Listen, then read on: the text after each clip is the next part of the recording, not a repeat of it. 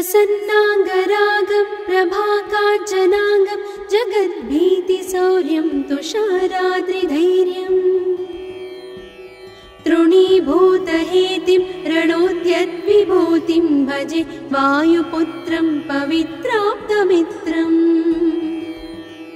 भजे पावनं भावनानित्यवासम् भजे बालभानुं प्रभाचारुभासम् भजे चन्द्रिका कुन्दमन्दारहासम् भजे सन्ततं रामभूपालदासम् भजे लक्ष्मणप्राणरक्षातिदक्षं भजे तोषितानेकगीर्वाणपक्षम् भजे घोरसङ्ग्रामसीमाहताक्षं भजे रामनामातिसम्प्राप्तरक्षम् कृताभीलनादं क्षितिक्षिप्तपादम् घनक्रान्तभृङ्गं कटिस्थोरुजङ्घम् वियद्व्याप्तकेशं भुजाश्लेषितास्मम् जयश्रीसमेतं भजे रामदूतम् चलद्वालघातं भ्रमच्चक्रवालं कठोराट्टहासं प्रभिन्नाब्जजाण्डम् महासिंहनादाद्विशीर्णत्रिलोकं भजे आञ्जनेयं प्रभुं वज्रकायम् रणे भीषणे मेघनादे सनादे सरोषे समारोपिते मित्रमुख्ये खगानां घनानां सुराणां च मार्गे नतं तं वहं तं हनुमन्तमीडे कनद्रत्नजम्भारिदम्भोळिधारं कनद्दन्तनिर्धूतकालोग्रदन्तम् पदाघातभीताब्धिभूताधिवासं रणक्षोणिदक्षं भजे पिङ्गलाक्षम् महाग्राहपीडा महोत्पातपीडा महारोगपीडा महातीव्रपीडा हरत्यासुते पादपद्मानुरक्तो नमस्ते कपिश्रेष्ठ रामप्रियो यः सुधा सिन्धुमुल्लङ्घ्य नादोग्रदीप्तः सुधा चौषधीस्था प्रगुप्तप्रभावः षडद्रोणशैलस्य सारेण सेतुं विना भूस्वयं कः समर्थः कपीन्द्रः निरातङ्कमाविश्य लङ्कां विसम्भो भवानेव सीतादिशोकापहारी समुद्रान्तरङ्गादिरौद्रं विनिद्रम् विलङ्घ्योरुजङ्घस्तुता मर्त्यसङ्घः रमानाथ रामः क्षमानाथ रामः अशोकेन शोकं विहाय प्रहर्षम् वनान्तर्घनं जीवनं दानवानं विपाट्य प्रहर्षात् हनुमान् त्वमेव जराभारतो भूरिपीडां शरीरे निराधारणारूढगाढप्रतापे भवत्पादभक्तिं भवद्भक्तिरक्तिम् कुरु श्रीहनुमत्प्रभो मे दयाळो महायोगिनो ब्रह्मरुद्रादयो वा न जानन्ति तत्त्वं निजं राघवस्य कथं ज्ञायते मातृसे नित्यमेव प्रसीद प्रभो वानरेन्द्रो नमस्ते नमस्ते महासत्त्ववाहाय तुभ्यम् नमस्ते महावज्रदेहाय तुभ्यम् नमस्ते परिभूतसूर्याय तुभ्यम् सर्वकार्याय तुभ्यम् नमस्ते सदा ब्रह्मचर्याय तुभ्यम् नमस्ते सदा वायुपुत्राय तुभ्यम् नमस्ते सदा पिङ्गलाक्षाय तुभ्यम् नमस्ते सदा रामभक्ताय तुभ्यम् हनुमद्भुजङ्गप्रयातं प्रभाते प्रदोषेऽपि वाचार्थरात्रेऽपि मध्यः पठन्नस्नतोऽपि प्रमुक्ताघजालः सदा सर्वदा रामभक्तिं प्रयाति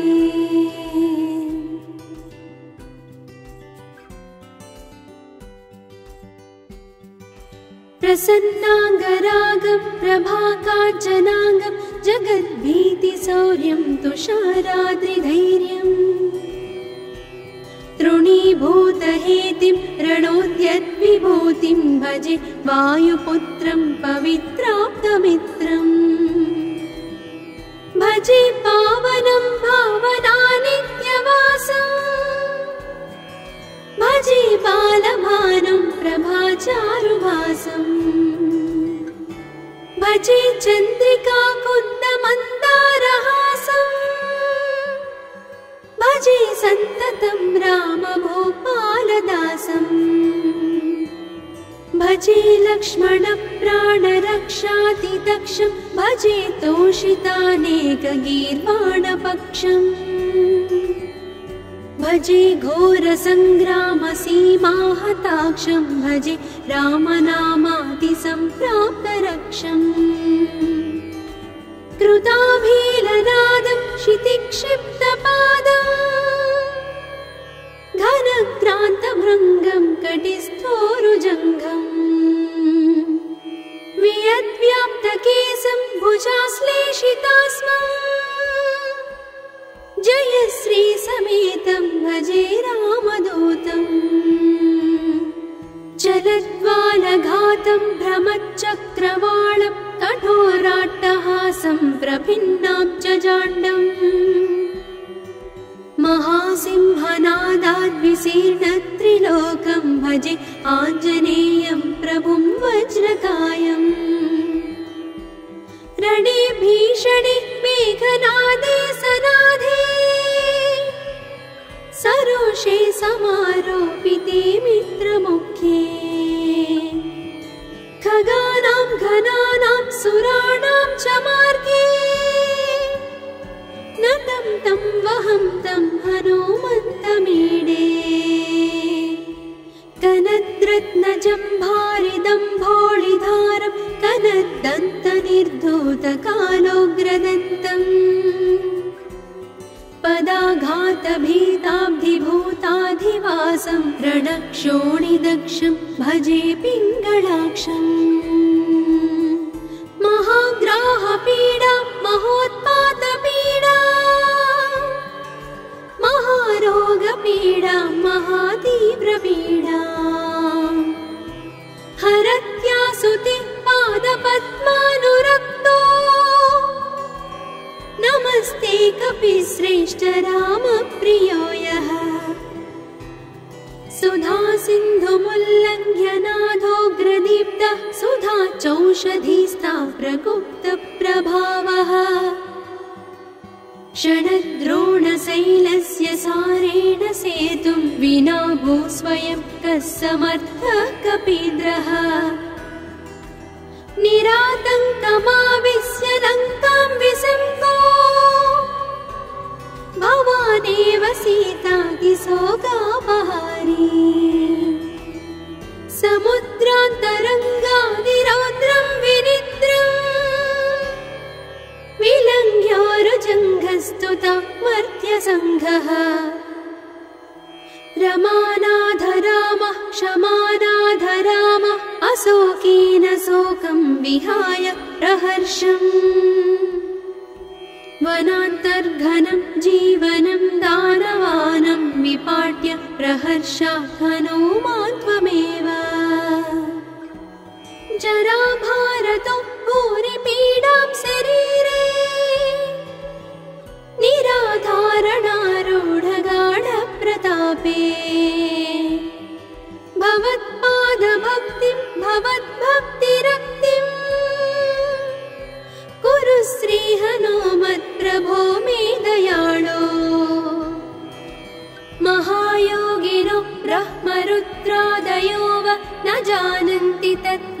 निजं राघवस्य कथं ज्ञायते मातृसे नित्यमेव प्रसीद प्रभो वानरेन्द्रो नमस्ते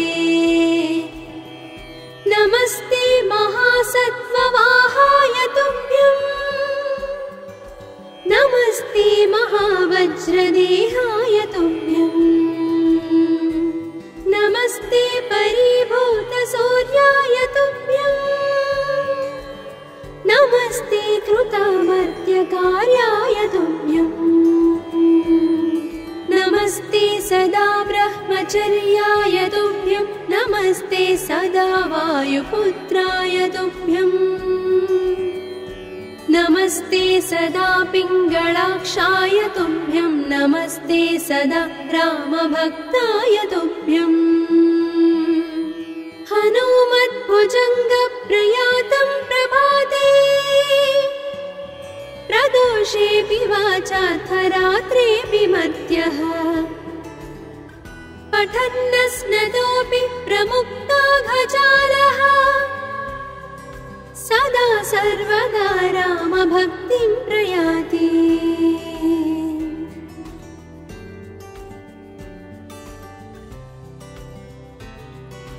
प्रसन्नाङ्गरागं प्रभाकाञ्चनाङ्गं जगद्भीतिशौर्यं तुषाराद्रिधैर्यम् तृणीभूतहेतिं रणोद्यद्विभूतिं भजे वायुपुत्रं पवित्राप्तमित्रम् भजे पावनं भावनानित्यवासम् भजे बालभानुं प्रभाचारुभासम् भजे चन्द्रिका कुन्दमन्दारहासम् भजे सन्ततं रामभूपालदासम् भजे लक्ष्मणप्राणरक्षातिदक्षं भजे तोषितानेकगीर्वाणपक्षम् भजे घोरसङ्ग्रामसीमाहताक्षं भजे रामनामातिसम्प्राप्तरक्षम् कृताभीलनादं क्षितिक्षिप्तपादम् घनक्रान्तभृङ्गं कटिस्थोरुजङ्घम् वियद्व्याप्तकेशं भुजाश्लेषितास्मम् जयश्री समेतं भजे रामदूतम् जलद्वालघातं भ्रमच्चक्रवालं कठोराट्टहासं प्रभिन्नाब्जजाण्डम् महासिंहनादाद्विशीर्णत्रिलोकं भजे आञ्जनेयं प्रभुं वज्रकायम् रणे भीषणे मेघनादे सनादे सरोषे समारोपिते मित्रमुख्ये खगानां घनानां सुराणां च मार्गे नतं तं वहं तं हनुमन्तमीडे कनद्रत्नजम्भारिदम्भोळिधारं कनद्दन्तनिर्धूतकालोग्रदन्तम् पदाघातभीताब्धिभूताधिवासं रणक्षोणिदक्षं भजे पिङ्गळाक्षम् महाग्राहपीडा महोत्पातपीडा महारोगपीडा महातीव्रपीडा हरत्यासुते पादपद्मानुरक्तो नमस्ते कपिश्रेष्ठ रामप्रियो यः सुधा सिन्धुमुल्लङ्घ्यनाथोग्रदीप्तः सुधा चौषधीस्था प्रगुप्तप्रभावः षडद्रोणशैलस्य सारेण सेतुं विना भूस्वयं कः समर्थः कपीन्द्रः निरातङ्कमाविश्य लङ्कां विसम्भो भवानेव सीतातिशोकापहारी समुद्रान्तरङ्गादिरौद्रं विनिद्रम् प्रस्तुतः मर्त्यसङ्घः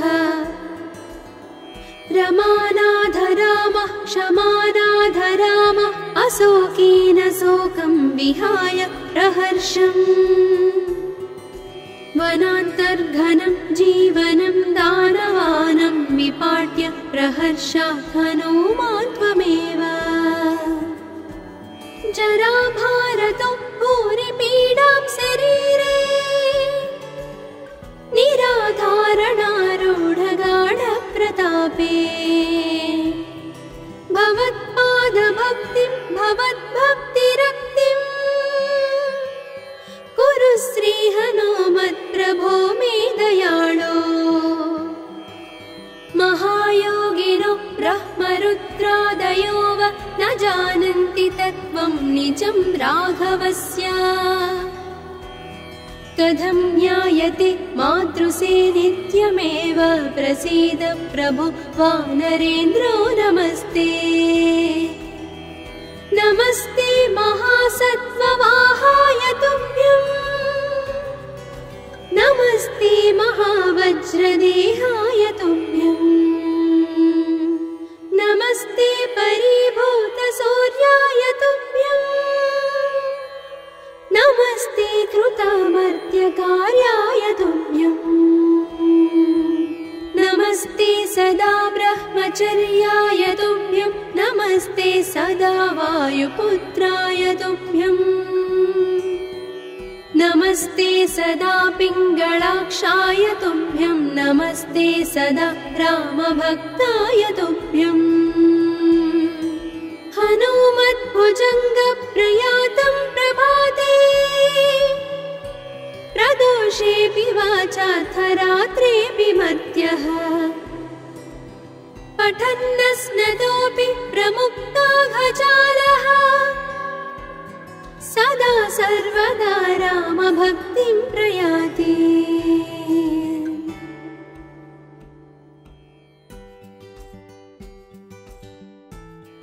प्रसन्नाङ्गरागं प्रभाकाञ्चनाङ्गं जगद्भीतिशौर्यं तुषाराद्रिधैर्यम् तृणीभूतहेतिं रणोद्यद्विभूतिं भजे वायुपुत्रं पवित्राप्तमित्रम् भजे पावनं भावनानित्यवासम् भजे बालभानुं प्रभाचारुभासम् भजे चन्द्रिका कुन्दमन्दारहासम् भजे सन्ततं रामभूपालदासम् भजे लक्ष्मणप्राणरक्षातिदक्षं भजे तोषितानेकगीर्वाणपक्षम् भजे घोरसङ्ग्रामसीमाहताक्षं भजे रामनामातिसम्प्राप्तरक्षम् कृताभीलनादं क्षितिक्षिप्तपादम् घनक्रान्तभृङ्गं कटिस्थोरुजङ्घम् वियद्व्याप्तकेशं भुजाश्लेषितास्मम् जयश्री समेतं भजे रामदूतम् चलद्वालघातं भ्रमच्चक्रवालं कठोराट्टहासं प्रभिन्नाब्जजाण्डम् महासिंहनादाद्विशीर्णत्रिलोकं भजे आञ्जनेयं प्रभुं वज्रकायम् रणे भीषणे मेघनादे सनादे सरोषे समारोपिते मित्रमुख्ये खगानां घनानां सुराणां च मार्गे नतं तं वहं तं हनुमन्तमीडे कनद्रत्नजम्भारिदम्भोळिधारं कनद्दन्तनिर्धूतकालोग्रदन्तम् पदाघातभीताब्धिभूताधिवासं रणक्षोणिदक्षं भजे पिङ्गळाक्षम् महाग्राहपीडा महोत्पातपीडा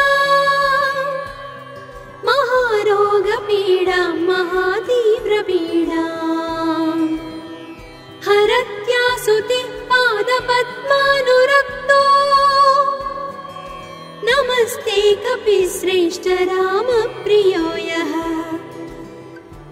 सुधा सिन्धुमुल्लङ्घ्यनाथोऽग्रदीप्तः सुधा चौषधीस्ता प्रगुप्तप्रभावः षडद्रोणशैलस्य सारेण सेतुं विना भू स्वयं कः समर्थः कपीन्द्रः निरातङ्कमाविश्य लङ्कां विसम्भो भवानेव सीता किशोकापहारी समुद्रान्तरङ्गादिरौद्रं विनिद्रम्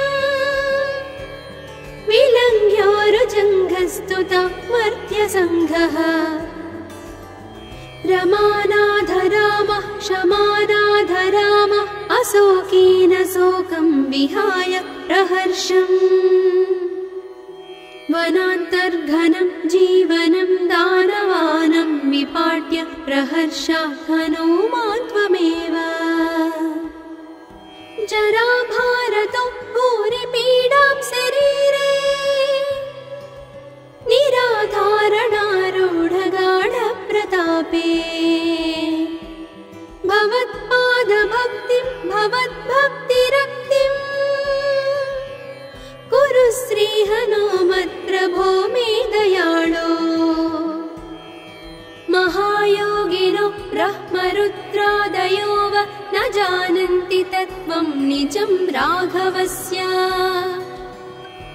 कथं ज्ञायते मातृसे नित्यमेव प्रसीद प्रभो वानरेन्द्रो नमस्ते नमस्ते महासत्त्ववाहाय तुभ्यम् नमस्ते महावज्रदेहाय तुभ्यम् नमस्ते परिभूतसूर्याय तुभ्यम् नमस्ते कृतामर्त्यकार्याय तुभ्यम् नमस्ते सदा ब्रह्मचर्याय तुभ्यम् नमस्ते सदा वायुपुत्राय तुभ्यम् नमस्ते सदा पिङ्गळाक्षाय तुभ्यम् नमस्ते सदा रामभक्ताय तुभ्यम् हनुमद्भुजङ्गप्रयातं प्रभाते प्रदोषेऽपि वाचार्थरात्रेऽपि मर्त्यः पठन्नस्नतोऽपि प्रमुक्ताघजालः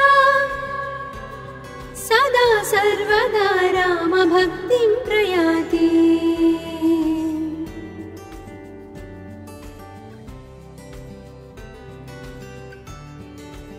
प्रसन्नाङ्गरागं प्रभाकाञ्चनाङ्गं जगद्भीतिशौर्यं तुषाराद्रिधैर्यम्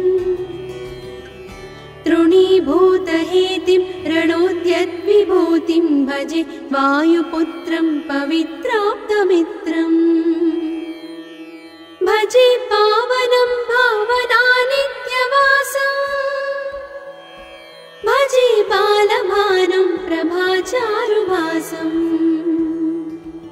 भजे चन्द्रिका कुन्दमन्दारहासम् भजे सन्ततं रामभूपालदासम् भजे लक्ष्मणप्राणरक्षातिदक्षं भजे तोषितानेकगीर्वाणपक्षम् भजे घोरसङ्ग्रामसीमाहताक्षं भजे रामनामातिसम्प्राप्तरक्षम् कृताभीलनादं क्षितिक्षिप्तपादम् घनक्रान्तभृङ्गं कटिस्थोरुजङ्घम् वियद्व्याप्तकेशं भुजाश्लेषितास्मम् जय श्री समेतं भजे रामदूतम् चलद्वालघातं भ्रमच्चक्रवालं कठोराट्टहासं प्रभिन्नाब्जजाण्डम् महासिंहनादाद्विशीर्णत्रिलोकं भजे आञ्जनेयं प्रभुं वज्रकायम् रणे भीषणे मेघनादे सनादे परुषे समारोपिते मित्रमुख्ये खगानां घनानां सुराणां च मार्गे नतं तं वहं तं हनुमन्तमीडे कनद्रत्नजम्भारिदम्भोळिधारं कनद्दन्तनिर्धूतकालोग्रदन्तम् पदाघातभीताब्धिभूताधिवासं रणक्षोणिदक्षं भजे पिङ्गळाक्षम् महाग्राहपीडा महोत्पातपीडा महारोगपीडा महातीव्रपीडा हरत्यासुति पादपद्मानुरक्तो नमस्ते कपिश्रेष्ठ रामप्रियो यः सुधा सिन्धुमुल्लङ्घ्य नाथोग्रदीप्तः सुधा चौषधीस्ता प्रगुप्तप्रभावः षडद्रोणशैलस्य सारेण सेतुं विना भू स्वयं कः समर्थः कपीन्द्रः निरातङ्कमाविश्य लङ्कां विसम्पो भवानेव सीतातिशोकापहारी समुद्रान्तरङ्गादिरौद्रं विनिद्रम् विलङ्घ्योरुजङ्घस्तुता मर्त्यसङ्घः रमानाधरामः क्षमानाधरामः अशोकेन शोकं विहाय प्रहर्षम् वनान्तर्घनं जीवनं दानवानं विपाट्य प्रहर्षात् हनुमान् त्वमेव जराभारतो भूरिपीडां शरीरे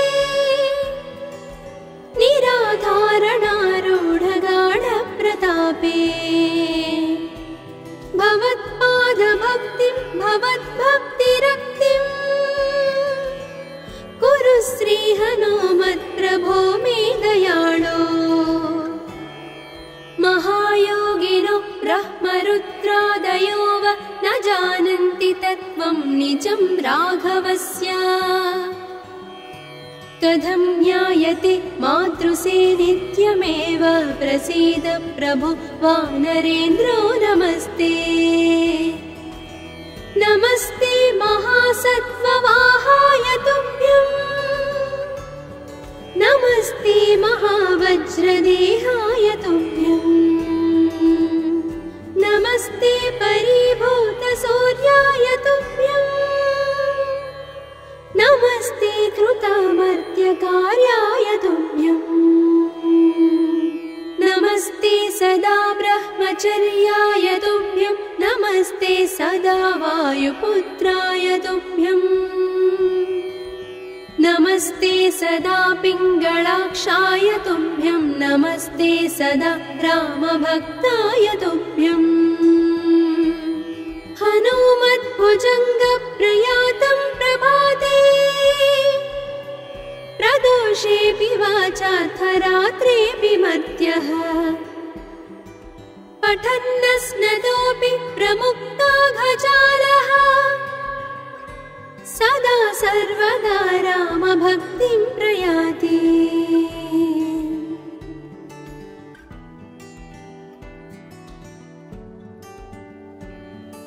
प्रसन्नाङ्गरागं प्रभाकाञ्चनाङ्गं जगद्भीतिशौर्यं तुषाराद्रिधैर्यम्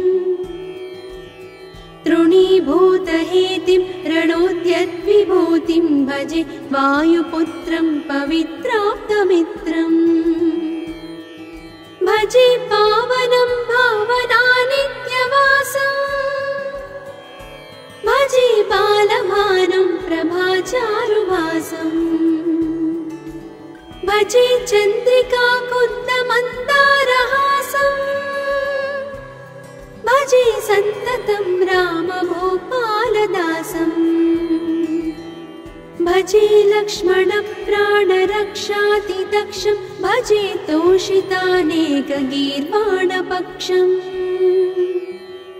भजे घोरसङ्ग्रामसीमाहताक्षं भजे रामनामादिसम्प्राप्तरक्षम्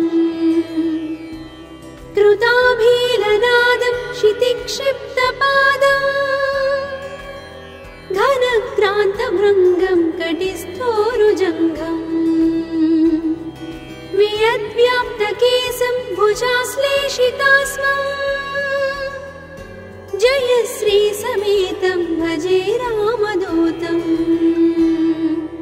चलद्वालघातं भ्रमच्चक्रवालं कठोराट्टहासं प्रभिन्नाब्जजाण्डम् महासिंहनादाद्विशीर्णत्रिलोकं भजे आञ्जनेयं प्रभुं वज्रकायम् रणे भीषणे मेघनादे सनादे सरोषे समारोपिते मित्रमुख्ये खगानां घनानां सुराणां च मार्गे नतं तं वहं तं हनुमन्तमीडे कनद्रत्नजम्भारिदम्भोळिधारं कनद्दन्तनिर्धूतकालोग्रदन्तम् पदाघातभीताब्धिभूताधिवासं रणक्षोणिदक्षं भजे पिङ्गलाक्षम् महाग्राहपीडा महोत्पातपीडा महारोगपीडा महातीव्रपीडा हरत्यासुते पादपद्मानुरक्तो नमस्ते कपिश्रेष्ठ रामप्रियो यः सुधा सिन्धुमुल्लङ्घ्य नाथोग्रदीप्तः सुधा चौषधीस्ता प्रगुप्तप्रभावः क्षणद्रोणशैलस्य सारेण सेतुं विना भूस्वयं कः समर्थः कपीन्द्रः निरातङ्कमाविश्य लङ्कां विसङ्गो भवानेव सीतातिशोकापहारी समुद्रान्तरङ्गादिरौद्रं विनिद्रम्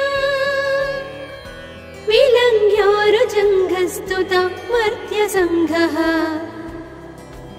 रमानाधरामः क्षमानाधरामः अशोकेन शोकं विहाय प्रहर्षम्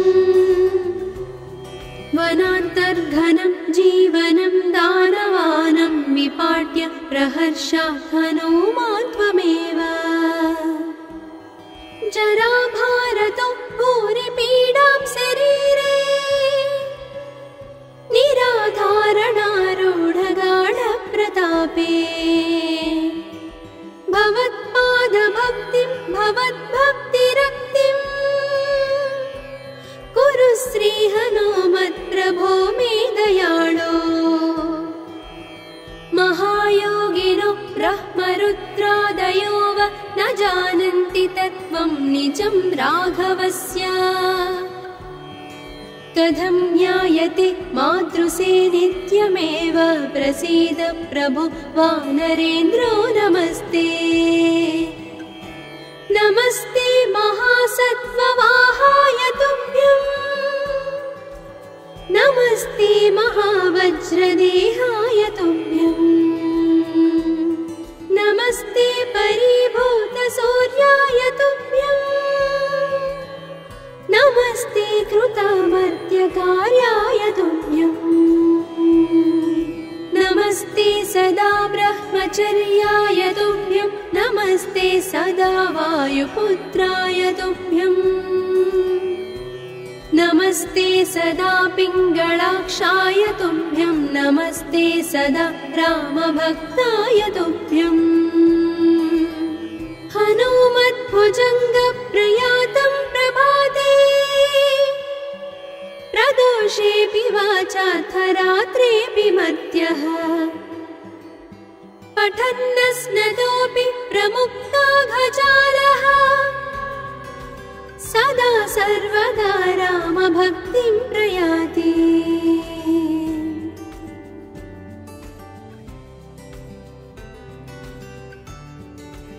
प्रसन्नाङ्गरागं प्रभाकाञ्चनाङ्गं जगद्भीतिशौर्यं तुषाराद्रिधैर्यम् तृणीभूतहेतिं रणोद्यद्विभूतिं भजे वायुपुत्रं पवित्राप्तमित्रम् भजे पावनं भावनानित्यवासम् भजे बालभानुं प्रभाचारुभासम् भजे चन्द्रिकाकुन्दमन्दारहासम् भजे सन्ततं रामभूपालदासम् भजे लक्ष्मणप्राणरक्षातिदक्षं भजे तोषितानेकगीर्वाणपक्षम् भजे घोरसङ्ग्रामसीमाहताक्षं भजे रामनामातिसम्प्राप्तरक्षम् कृताभीलनादं क्षितिक्षिप्तपादम् घनक्रान्तभृङ्गं कटिस्थोरुजङ्घम् वियद्व्याप्तकेशं भुजाश्लेषितास्मम् जयश्रीसमेतं भजे रामदूतम् चलद्वालघातं भ्रमच्चक्रवालं कठोराट्टहासं प्रभिन्नाब्जजाण्डम् महासिंहनादाद्विशीर्णत्रिलोकं भजे आञ्जनेयं प्रभुं वज्रकायम् रणे भीषणे मेघनादे सनादे सरोषे समारोपिते मित्रमुख्ये खगानां घनानां सुराणां च मार्गे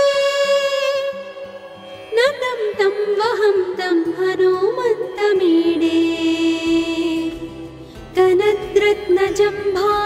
कनद्रत्नजम्भारिदम्भोळिधारं कनद्दन्तनिर्धूतकालोग्रदन्तम्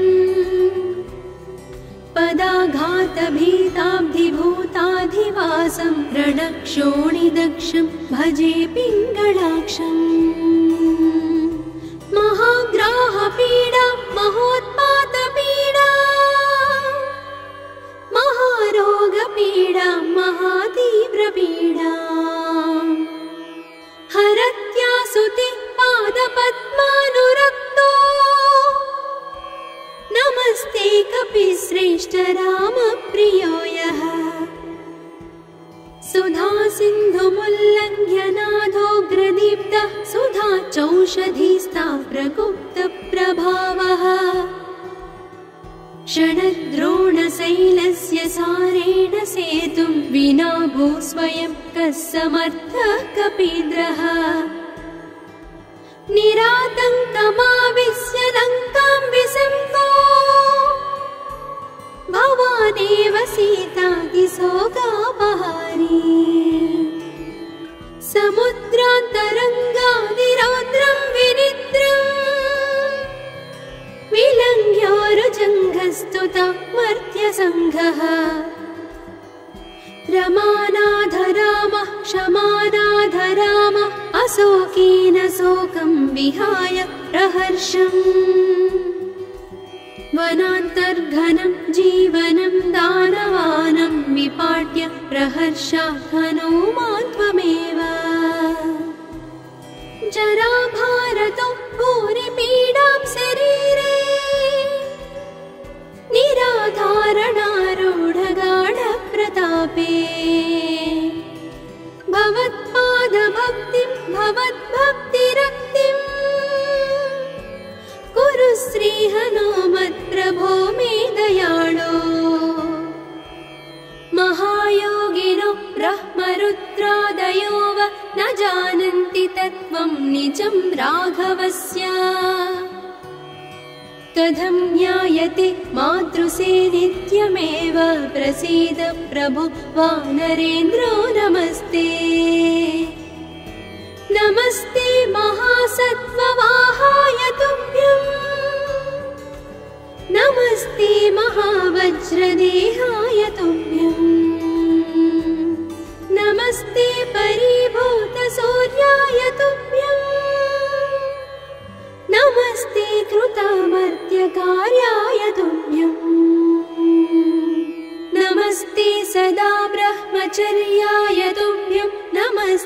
सदा वायुपुत्राय तुभ्यम्